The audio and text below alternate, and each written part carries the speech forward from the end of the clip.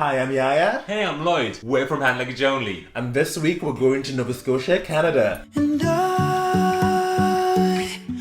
We're going to be showing an itinerary for you to see the best of this beautiful part of Canada. So you can do this itinerary in 1 week, and that's if you're short on time. But if you want to really immerse yourself in the destinations and the stops, probably say like 2 weeks or so. Yeah. But yes, let's just jump in, shall we? First up is Halifax. I mean, it's the obvious one, really, because that's where the major airport is. Yeah. So really, you're probably going to start your trip in Halifax if you're coming internationally. And we'd probably say recommend a few days while you're in Halifax as well to kind of like absorb the city, get over a bit of jet lag if you're coming from this side of the pond.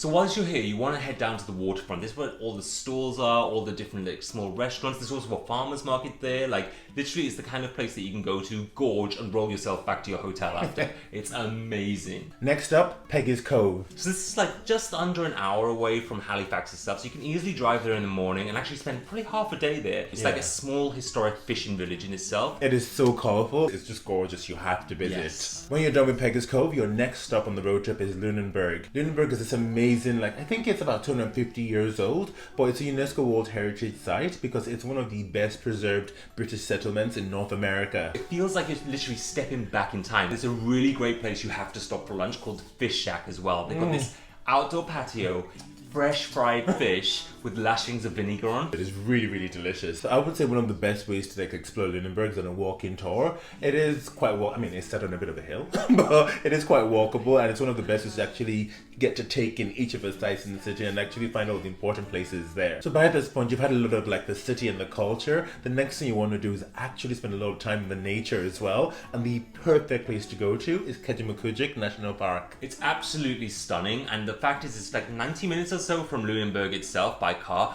but once you get there, it feels a million miles away. When you're there, it's like the perfect place to go like hiking, like kayaking, canoeing. Also, it's a really great place to go camping in as well and really enjoy yourself in the great outdoors, but it's also a designated dark sky preserve, which means by the time night falls, the sky is filled with stars and planets if you're eagle-eyed. So when you're done with nature, head over to Wolfville, which is a great place to base yourself for two other spots, two really important spots actually. First is Halls Harbour, which is famous for its lobster. Like, you have to try the lobster here. Halls Harbour Lobster Pound is where you need to go because the lobster is incredible. It's so amazing. Like, literally, we filled our plates, didn't we? Like, I think we had to roll ourselves out of there. It was crazy. I've never been so full on lobster and like so happy to be full on lobster. So the second place you want to visit from Wolfville is Grand Pre. And Grand Pre is an old Arcadian settlement, which is now a UNESCO World Heritage Site. And just for some context, the Arcadians are French immigrants who moved over to North America,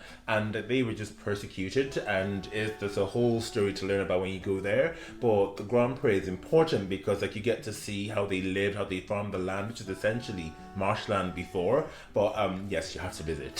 So your next stop is going to be the Cabot Trail, which is around 4 hours or so drive away from the Grand Pre. So yeah, it's going to be on the snacks. I'm going to be driving that one. Yeah. And what's great about this trail is a 180 or so mile loop, give or take a few miles. That's just beautiful. It takes in so many of the most picturesque spots on Cape Breton Island. And the trail itself can take you around 3 to 5 days to drive, but it really depends on how many stops you make and how much kind of like time you want to spend maybe in the national park or different spots along the way. It's all up to you at this point. Ooh, also while you're going around the Cabot Trail, make sure to stop at the Mackenzie Mountain Lookout because it's a great place just at the side of the road to spot whales. So when you're done with the beauty that is Cape Breton, you head back to Halifax, which is a bit of a long drive, but yes, you've got to go home. No. Bye, Nova Scotia! Bye. But remember, if you have any questions or need any tips, just drop us a message or a DM and we'll get back to you. Till next time, bye!